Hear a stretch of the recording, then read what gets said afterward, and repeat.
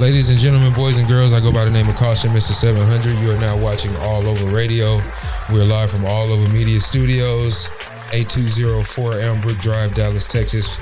We're here with a very illustrious guest. I'll let him introduce himself, man. Tell the people who you are, what you do. So what's up? My name is Sage with Artist Connect.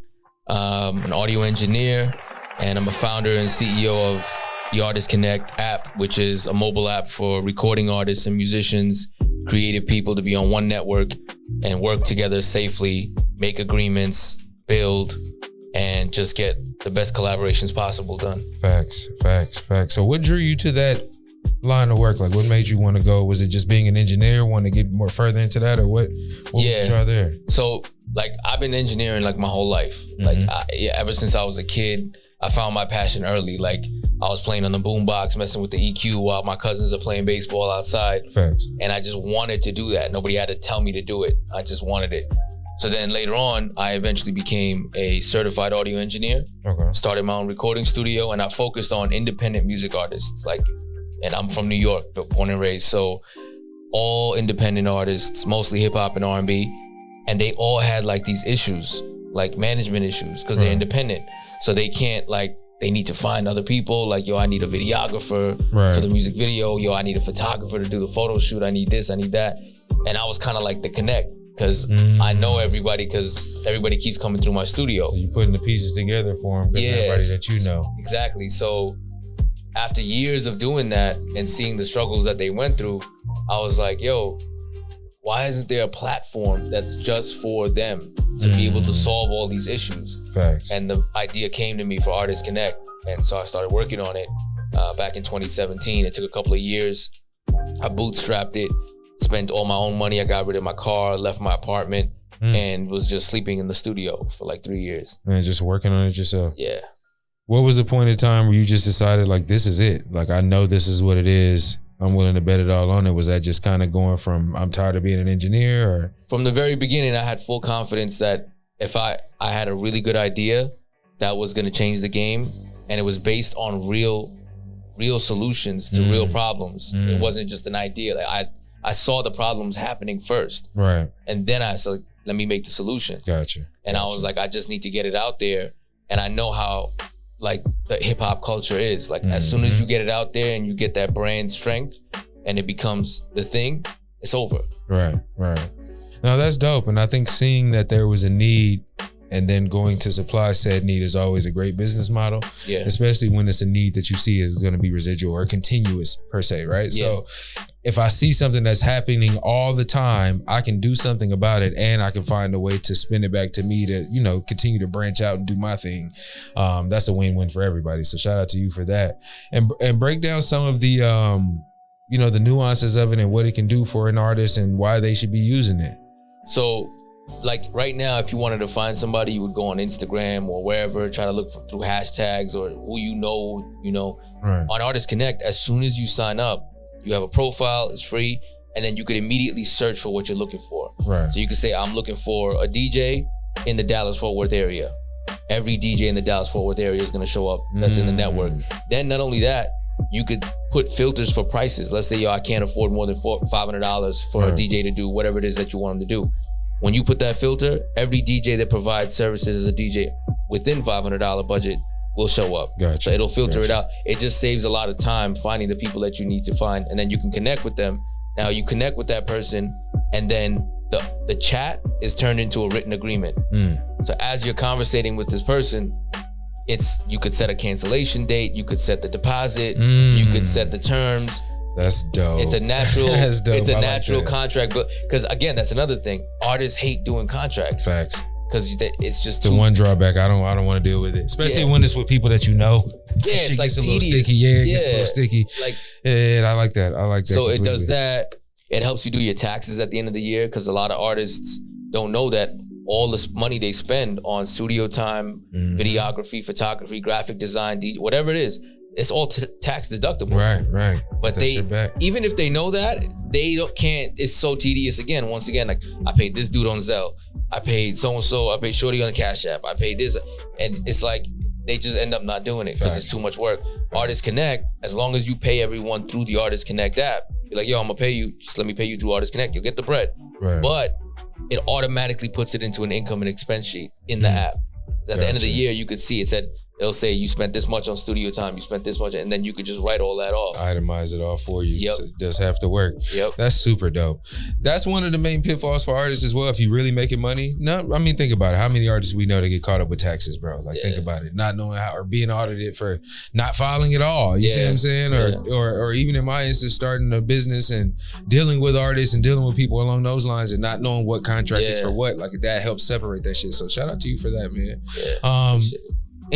What has been the response to it, you think, since you started it? So, like, I did a little bit of test marketing, like through Instagram and stuff like that. And I never got to finish the app like fully. Like, I just was able to just get it out there. I still need to polish the look of it, tweak it and all that stuff. But even with that little test, we got almost 4,000 users. Shout out to you. We already did some transactions.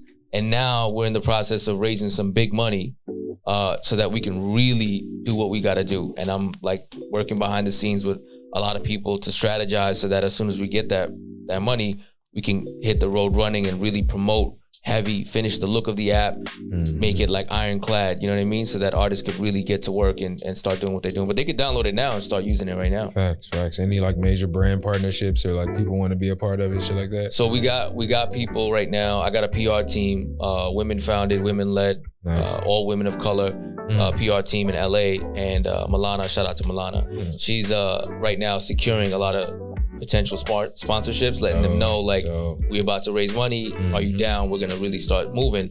So she's locking all that in. I can't say any names yet because of course. You know, if we can squeeze a little bit, we can, but we're not trying to fuck up any deal. So we gotta ask the questions. You know what I'm saying? How do you feel? Because I know, and like I said, my first initial introduction to you was through like Galaxy 9. Shout out to Galaxy 9, Robski, my brother. Shout out to Jawborn as well.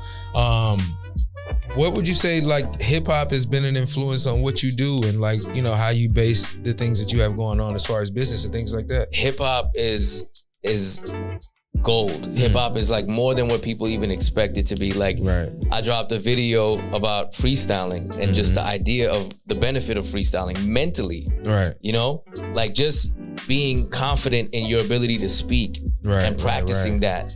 Like people don't understand. They think like, oh, he's just having fun, like, oh, she's having fun. No, if you freestyle, if you focus on lowering your inhibitions, lowering your fears, not thinking so much about how perfect you need to be before you say something, that's training your mind to be confident, to take advantage of opportunities and work and living in the moment. That's extremely important, especially now with the age that we're in. Everybody's kind of like pushed in a situation where they're kind of stuck on their phones, stuck on their computers, and you become more introverted than you would need to be. So you don't want to end up becoming socially awkward. Hip hop is the cure. Yeah, it is. Hip hop is the cure. That's literally, medically, I would even go as far as to say. And I think that hip hop has been a beautiful thing for me because that level of self-expression and people wanting to always express themselves in any way possible. They're not. It's not a limited art form. You know, it's so wide ranging. Yeah. I had somebody ask an interesting question the other night on the podcast. They asked,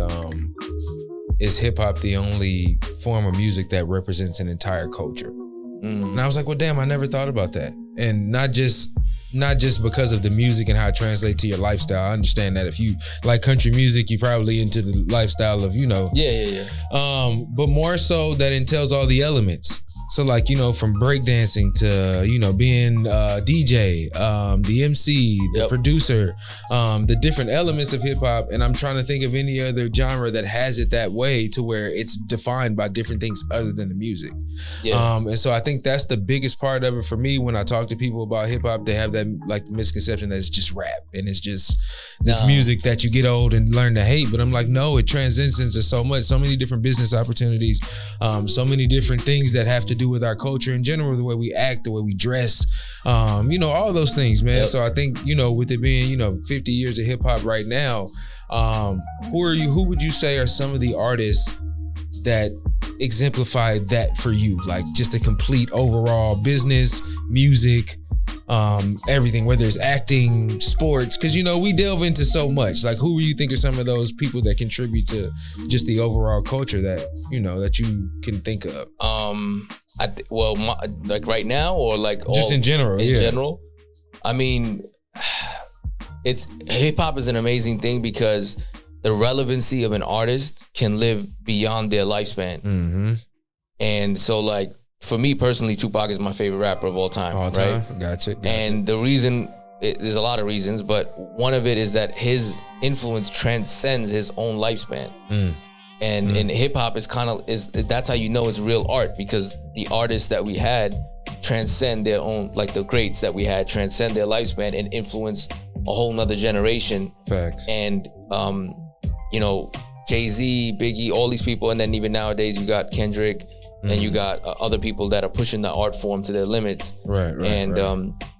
And I don't know, it's really just a culmination of, because everyone plays off each other. Mm-hmm. You know what I mean? And that's another beauty of hip hop. Hip hop could never die because of that. Exactly. Because it's always about what's happening and who's pushing who to what limit or what extent or what creative potential that they have. Mm-hmm. You know what I mean? It's a community thing. And the narratives are always the same. Yeah. You see what I'm saying? So it's just about, here we are in a different time frame. How are we dealing with the narrative now, essentially? You know what I'm saying? And like, I do think that's true. And I think that's why you see a lot of songs now as well, where they're like recycling like our generation of music is being like overly recycled in all the mainstream music now. Is because now they're reliving the shit that we fucked with and they're just reinterpreting it into something else, which I'm not mad at. You know, if I hear, like now I'm seeing this trend on TikTok where they're using the All About the Benjamin sped up and it's like a dance thing. And when I heard it, I was like, oh, hell no. But I was like, you know what? That's just how however they receive the music, you receive the music. And I think that's another thing about hip hop is how it transcends through the generations as well. So it's always good. And I tell people, those that's watching, like, don't get caught up in the old man,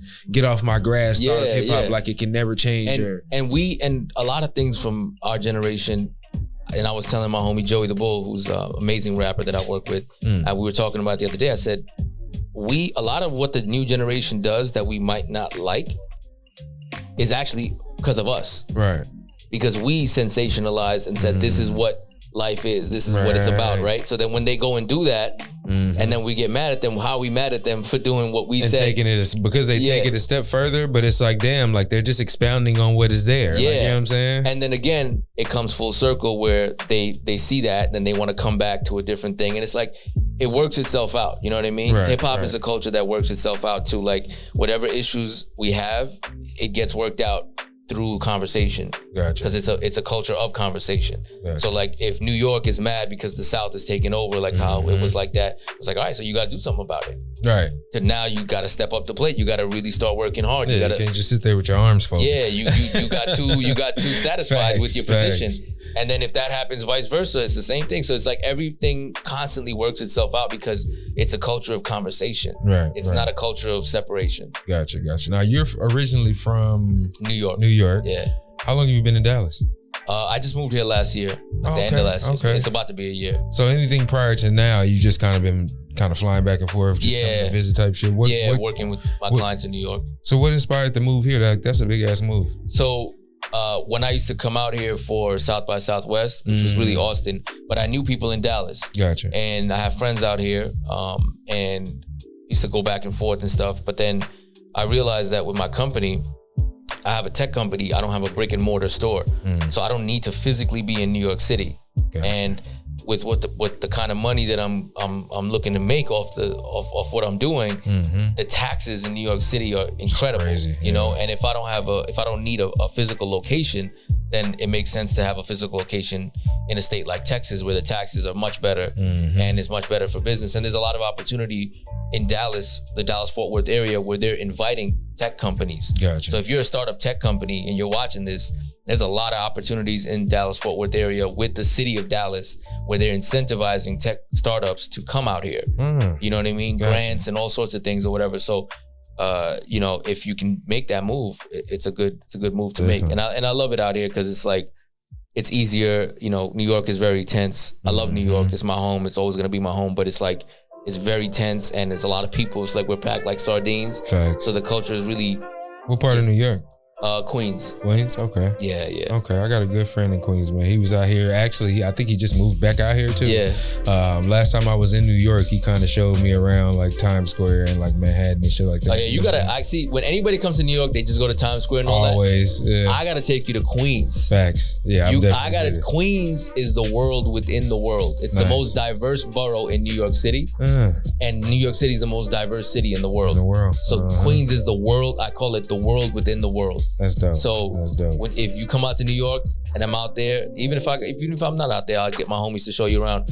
There's certain spots in Queens you gotta go to where you can see all these different cultures. Like in Flushing, it's like there's a part of Flushing where it's like you went to China, and you'll literally feel like, yo, I'm 100% in China. Like I'm not even in America anymore. And then you go out from there, you go to like Astoria and Steinway, and now you feel like you're in Egypt. You know what I'm saying? And then you go another spot, then you feel like you're in India. Go to another spot, you feel like you in, I don't know, like South America. Like it's different locations have like the ethnic background is like they got that place on lock, but it's so cool like that because you can jump from culture to culture and it just makes it a beautiful thing. The deepest I went, man, was to Yankee Stadium. And why if you hop off the train, it's like literally right there. So I didn't go very deep. And if you get off and you see the stadium on this side, if you look left, it's like a totally different world. You know what I'm saying? So it's like, I'm definitely out here. You know what I'm saying? But no, I did a lot of the touristy shit. But what I will say is that's probably there in Florida is one of the places where you can be walking around and not hear a person speaking English. You know what I'm saying? Like you be like, damn, this is definitely, the world is definitely here. Because I don't think I heard, like just walking on the street, even just in Times Square, because we did the theater, we went to see the Lion King at the theater, all the touristy shit, bro. I'm like, damn, nobody speaks English. Like I don't even, if I need a lighter, I don't know what to say. Yo, the bodega where my mom's house is at, like a block away, we got a bodega. Right. And a bodega is, I don't know if you guys know what a bodega is, right? So we got them everywhere over there, right? Right. So in the bodega, it's run by a Chinese lady, fully Chinese, can't really even speak English. But everyone working there is Dominican, and they all talk in Spanish and they drink it or whatever. And it's like, I'm looking at her, I'm looking at them, I'm like, yo, this is New York, man. Yeah, that's a fact. This is what's going on. That's a fact. No, that was one of my favorite places to visit, though, man. I'm not gonna lie. I'm a New York Giants fan and I'm a New York Yankees fan, but I'm from Compton, California. So it's a hard dynamic for people to understand. But I'm like, listen, as far as football goes, there's no football team in Compton. I don't have to be a Raiders fan just because I live in California. So it was like I just chose a team when I was young and I stuck with it. And then the Yankees, that's just bandwagon. I always loved the uniform. It was like, all right, I'm a Yankees fan. I've been that way since I was young. So, but like just going and seeing it, man, it was definitely one of my favorite places to be. I got to see the Central Park shit and get all around there and see all the different shit. We went to Harlem. I know we went to Harlem for a little bit. I didn't get a chance to go to Brooklyn or Queens though. I wanted to really, those are the two places I wanted to go. Did you go to Sylvia's restaurant? No. See, I gotta go. I gotta go with somebody that really, you know what I'm saying, that can really show you. And then back then it was a little bit different. This is years ago. So where I was in life was different then. So the company you keep as well. So he probably was just like, I'm gonna take you to where I go type shit. I need to go with somebody that's really from there that knows where to go. But definitely one of my favorite places, man. The history is rich and I'm always big on that kind of shit, like things that happen in certain buildings and what went on. Like that kind of shit is dope. So talk about some of the people in Dallas that you've been able to connect with as far as like in the music scene that kind of, you rock with kind of heavy, you know what I'm saying? So Joey the Bull, shout out to Joey the Bull right there. Joey. He's a phenomenal rapper. Y'all go check him out. His Spotify, his last project. I actually mixed and mastered his last project. Okay, dope. I'm checking that out today. So aside from my friend, he's also a great somebody I work with. Okay. Jawborn is someone who, it's funny how we met because at the time, this is 2015, I was doing a music distribution and this is before the app, and I was just in downtown Dallas and it was like I met somebody at Guitar Center. His name is Paul Kibler. He's actually another artist, Paul C. Kibler. Right. And he was like, yo, come to Deep Elm. I was like, what's Deep Elm? He's like, yeah, that's the spot, like whatever, come to the Profit Bar. So then I went out there. And I'm just, I just approach people and just start talking. Facts. So I saw Ja sitting outside with Nation, rest in peace, Nation, amazing human being. Facts. And at that time they were just chilling right by the car, and I went up to them and I was like, yo, what's up? My name is Sage. I'm from New York. I got this music distribution deal. I would want to talk to you about it or whatever. And they just look at me like this. I didn't know it was Ja. Right. I didn't know. And I was just talking to him. And then he was like, okay, I appreciate that or whatever. So we just connected. Right. Then I found out later that's Erykah Badu's producer. Like, he did On and On. I was like, oh, snap. And then, but he was just super cool, down to earth, and we just became friends. And super dope guy. And then afterward, he introduced me to everyone. He's the one who introduced me to Galaxy 9. He introduced me to a bunch of different people. Maker's Gym, he took me there too. Facts. All these different places. So he's just super dope dude. And he was the one that I told also about the app when I first had the idea. I was like, yo, I'm gonna come out with this app. I'm working on it. Once it's ready, you down? And he was like, yo, I'm down for whatever. So he's super loyal, down for down for the cause. And yeah, that's pretty much. Man, shout out to them, man. Especially Joe. That's definitely a super dope guy. Last project I had was me and him. We did an EP called Cognizant. And it was like a 7-song EP. So we got some other shit in the works, man. Just kind of, it was like coming here and working on this kind of stopped the music stuff for a little bit for me, because it was like, I got to get this, even if it's not where I want it to be 100%, I got to get it workable. You see what I'm saying? To be able to start turning a profit off this shit, because I've been waiting so long for it and working at other people's facilities and just, it's nothing like working for yourself. You see what I'm saying? Yeah. So just kind of getting this set up. But he's definitely somebody that's super down to earth, and it's kind of weird because it's like, bro, do you know who you are exactly? You know what I'm saying? Like, sometimes when you talk to him, you be like, bro, do you know who you are? Like, he'll shoot me an inspirational text message and I just be like, it just blows my mind. Like, damn, this guy is super humble and down to earth to be like, he could be a complete asshole. You know what I'm saying? So shout out to him for that, man. Like, that's a dope person to be in the mix with. So definitely. Let me see. Was there anything else you wanted the people to know, man? Like, give them, anything that we leaving out that we haven't discussed yet, or just, when it comes to, it's so crazy because as an entrepreneur, a lot of the things that I see are challenges. I just want them to know, like, there's so many YouTube videos that'll be like, you want to learn how to make I made $10,000 a week doing that? Like, right. Yo, scratch all that. Yo, forget all that. Facts. Like, it's not about whether or not they did it or not. It's about they did what they were passionate about. And you got to find your passion first. Take the time out to find out what it is that you love to do. Right. And if you don't know, try different things. And don't feel bad that, I just tried something and I wasted my time. No, you didn't waste your time, because you just spent time finding out that this is not the thing that you're passionate about. So it's one less thing to knock down. None of that is a waste of time. And the faster you go through all these things, you'll eventually find the thing that you're passionate about. Once you find that and you see that you're good at it, become the best at it. Whatever it takes to know how to become the best at perfecting all the skills associated with that passion.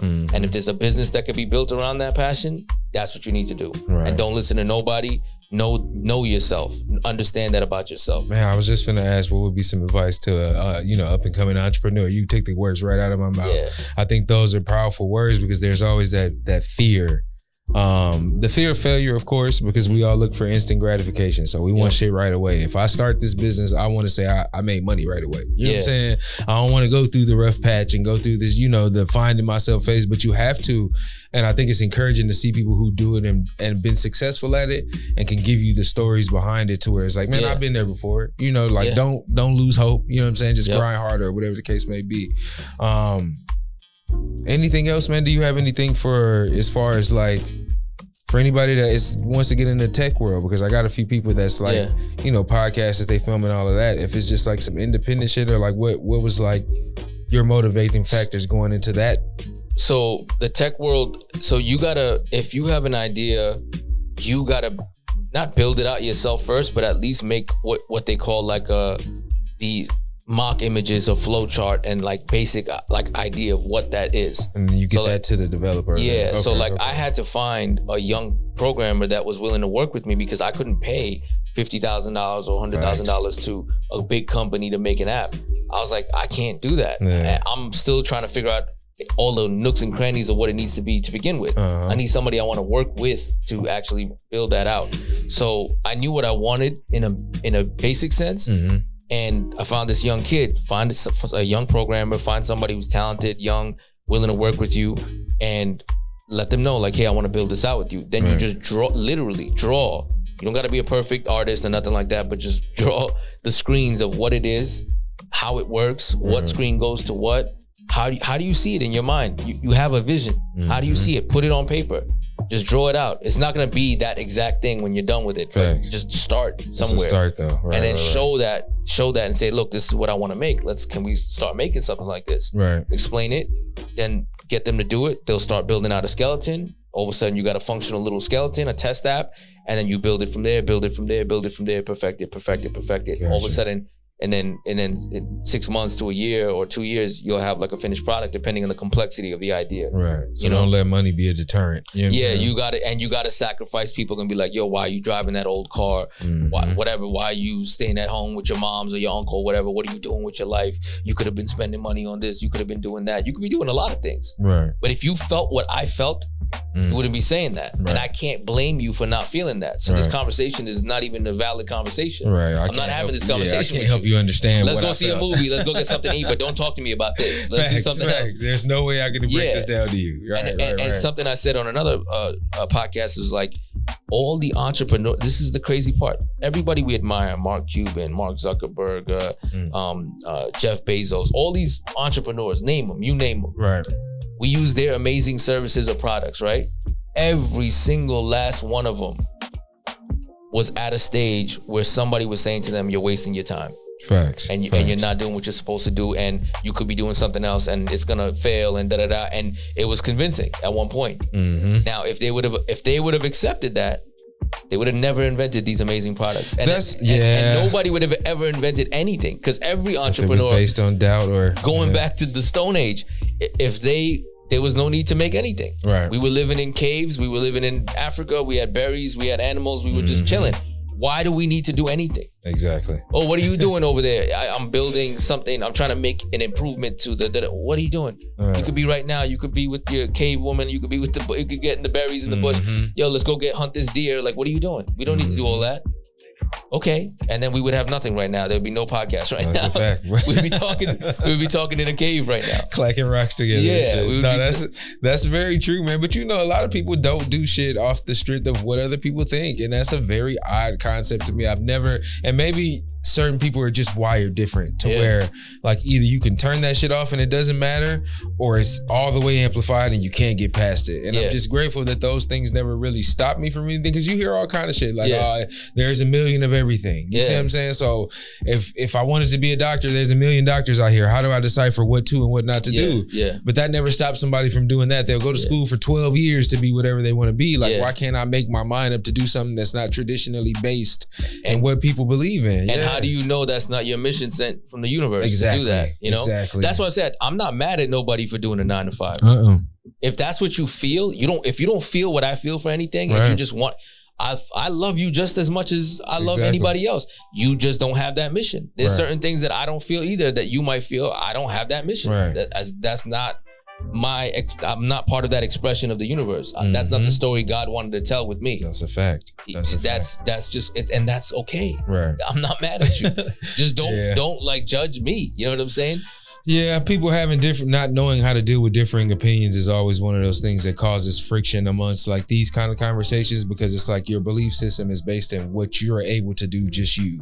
And like, it's hard for there's no correlation between what you're able to do and what I'm able to do. Yeah. Our circumstances are different. Our outlooks are different. We may have the same ideologies on certain things, but how I choose to get to where we go to is it's fine. We can take differing paths. We just, as long as we get there. You see what I'm saying? Exactly. Yeah, I think that's a big deal. Like, I think for me, the biggest thing about like jumping into business for myself was like, how do I support myself? Like, I got a family. How do I support my family? How do I make them believe? Like, my belief system is fine. I believe the fuck out of it. But how do I make my wife believe this when the times are hard and like she doesn't understand why I'm going as hard as I am? So there's a lot that plays a part in it. I understand it, but I still don't feel like you should be speaking to deter anybody who chooses that path. And that's the part that bothers me the most. But no, man, I definitely appreciate you coming out. Let people know where they can find you, social media. On social media, at King Sage Music, KINGSAGEMUSIC. And Artist Connect app, ARTISTCONNECT APP, all together one word. Follow the page, follow my page. I'm always dropping something. I'm always, different like engineering tips. I'm still giving advice as an audio engineer and for producers and rappers and stuff like that. And just follow, keep these kinds of energies around you. Not just me, but everybody like me that is on some motivational, inspirational, and has the understanding of that energy. Like, yo, do what makes you really happy. Be yourself. You want to be around that. Man, I think, and I don't think it's by coincidence with these kind of conversations that I'm having, even transitioning to where I'm at now, what I'm doing, what the basis of this show was before and what it is now is completely different. And I think the kind of conversations that I've been having with my guests and just, dealing with individuals who are either on the same path that I am as far as, business and, working for yourself and like, being successful, entrepreneurship, those kind of things. And just kind of, music is important to me. It'll always be the basis of everything that I do. But I do feel like I want to highlight the individuals that have the kind of knowledge and insight to help somebody else, even myself, that's along a path that you may have been on 10 years ago. You see what I'm saying? Like I'm where you were 10 years ago. So it's always good to get your people like you and your insight in, and you never know who you can help, bro. So I really appreciate you coming out. For sure. Anytime. Definitely, man. Well, y'all know what it is. Allova Radio, Caution, Mr. 700, Allova Media Studios, Dallas, Texas. Appreciate y'all coming out. Peace.